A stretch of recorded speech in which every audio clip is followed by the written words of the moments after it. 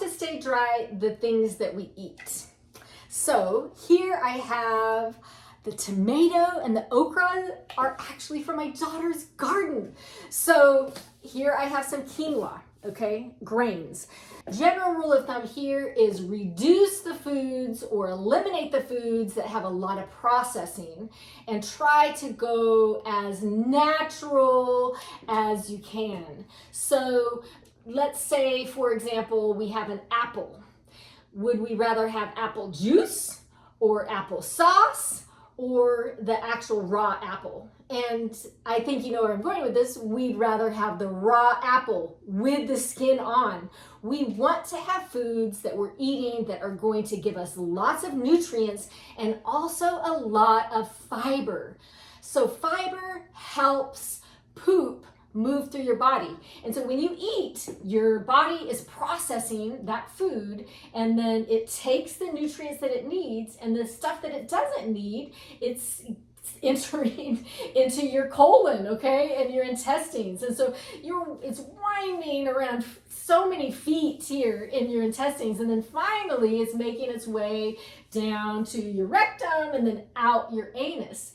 The harder that food is, and that garbage that's eventually coming out, the more difficult it's going to be to pass. And constipation is a leading cause of leaking. In fact, in children with bedwetting, constipation is the leading cause of bedwetting, which is, fascinating. So eating foods that have lots of fiber and that also have really good nutrients that are minimally or zero processed is important. Also, think about this. Sometimes things that we eat are bladder irritants that are causing that detrusor muscle on the outside of the bladder to squeeze, and that's resulting in urge incontinence with the pee coming out when you don't want it to. Some of those things may be tomato-based products, citrus, chocolate, dairy, food coloring, sometimes even sugar. So the list can go on.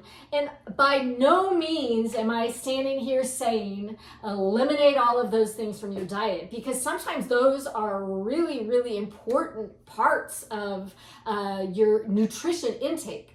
But again, be like a detective, okay? So, man, I had that huge plate of spaghetti last night, and then I was up 8 times at night.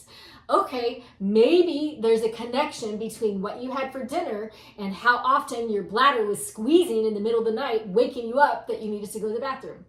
Or acidic foods too. So let's say you had a huge plate of pineapple and then, man, I had to go to the bathroom every 30 minutes for a couple hours after I ate that pineapple. Okay, well, maybe pineapple is something that is irritating your bladder. That doesn't mean you have to give up that spaghetti sauce or give up pineapple, but possibly consider reducing the amount that you're eating or the frequency that you're eating it, and at the very minimum, understanding why you might have had those symptoms.